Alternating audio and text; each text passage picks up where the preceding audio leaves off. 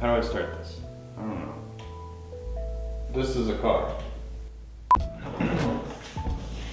I've had this car for 15 years now. It's got me from point A to point B every time I've needed it, except for today. And that is because the starter is dead on.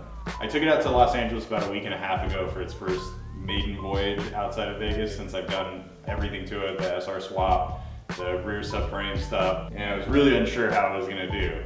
And I brought every tool that I had just in case I broke down on the side of the highway. But it made it no problem. It made it from my house to Will's house in Los Angeles, no problem at all. And to top it off, on my way back home, I went from Will's house to Hoonigan, back to my house on one single tank of gas, which that's pretty amazing because when it was stock A, I couldn't do that. So that's pretty rad. Like, okay. I got home about 2:30 in the morning, pulled into my driveway, shut the car off, just be a good neighbor, not leave my car idling at 2:30 in the morning next to my neighbor's houses or anything like that. So I go inside, I open the garage door, come back out, go to start the car, it doesn't start. Great. 2:30 in the morning, car won't start, it's freezing outside. I can't get the car into the garage. I sat there, tried to push it myself for a while, that didn't work. Woke my fiance up, had her come out, hold the e-brake for me while in between me trying to push the car up so it didn't roll further down the driveway. That didn't work. Called my friend Ray and his girlfriend to come over, and luckily they were awake. They came over, the three of us couldn't even push this thing into the driveway. I mean, my driveway isn't that steep, but I guess it's steep enough that pushing this thing up is not as easy as I thought it would be. So, it all came down to a single bump start at the end of it.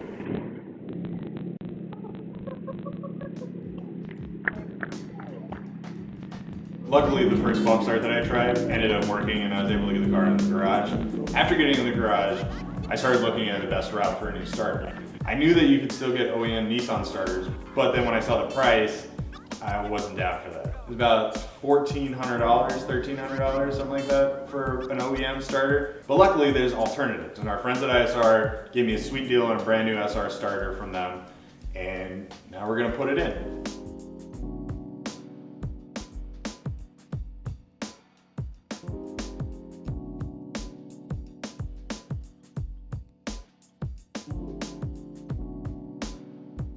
Assume most everybody knows where their starter is. But if for whatever reason you're not sure where your starter is, it sits right down in there, bolted up against your bell housing, right at the passenger side of your motor.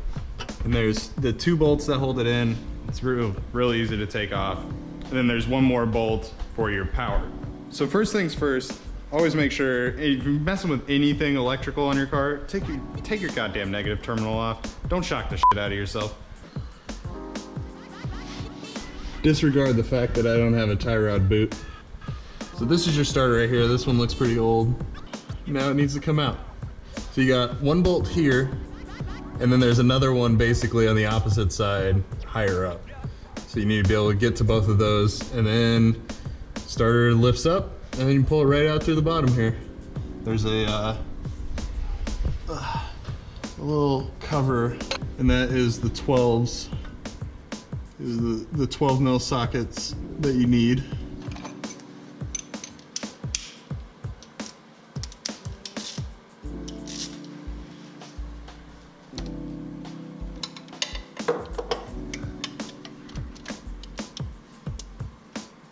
There we go.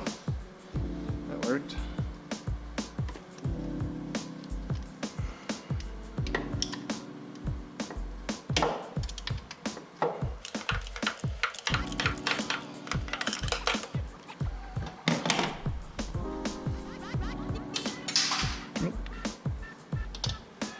Popped off. That's all good. All right, so you can see here, hopefully, we got the terminal off of the starter. So now it's time to take off the two bolts. We'll hit the top one from here, the 14, and then we'll go down below. All right, so let's do 14, that's 13. There we go, 14.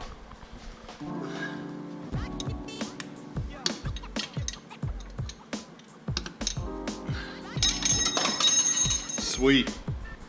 F***ing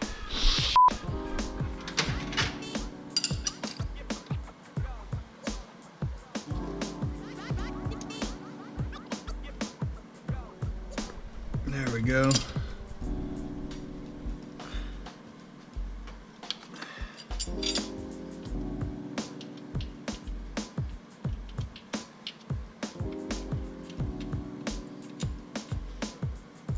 All right, let's get underneath there and let's pull it out.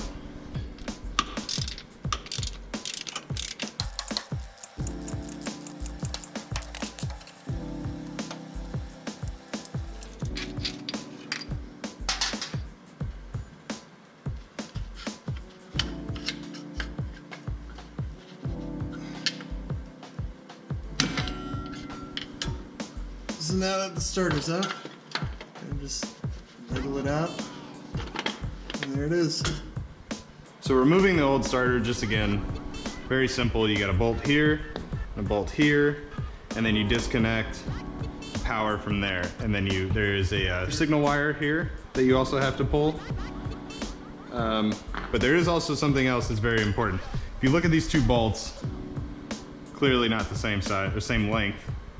The long one goes passenger side, short, stubby one, top side, closest to the motor, closest to the top of the motor, I should say.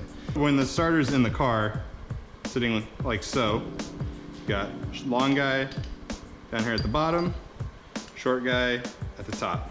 And that's it. Let's go throw this in.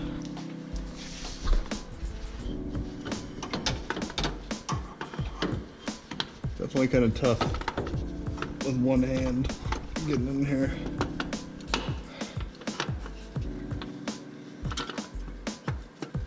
And there as best as we can. All right, now let's throw this bottom bolt in. This is the longer of the two.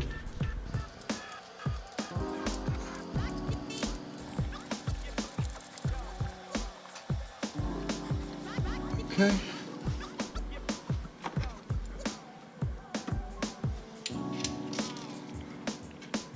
This top bolt here is a very awkward position to get yourself into. The joys of working on cars. Figuring out that you can manipulate your limbs in a way you didn't really think possible before.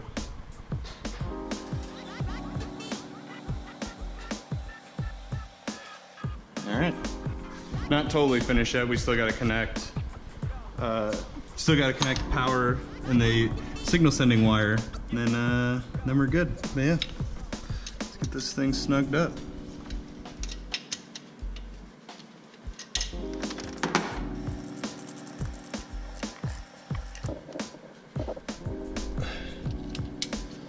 All that's left now, connect your signal wire and connect it to power, and you're good. That's it. So let's get those connected. Is this finger tight? Of course not. Of course it's not finger tight. What am I thinking?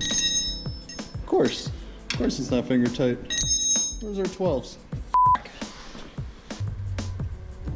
Throw this back on. Throw our washer. Set back on. Alright. And now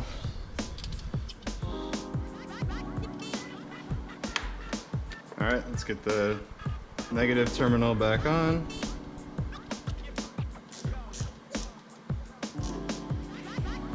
Alright, we're all connected back up. Only thing left to do now is make sure that it starts. Let's give her an old test here and see how she does. Alright, let's see what happens.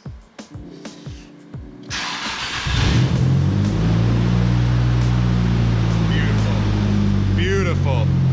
Beautiful. Woo. Sweet. Works. Thanks ISR for the deal on the starter. Can't wait to get back out and start driving this thing again. Even though it's only been about a week and a half, it's still been too long since I've driven this car. This thing's ready to go, man. I'm really excited. I love this car. This thing rips. Bone stock and reliable. That's the way it should be. Nice and easy. So yeah, thank you guys for watching, and see you next time.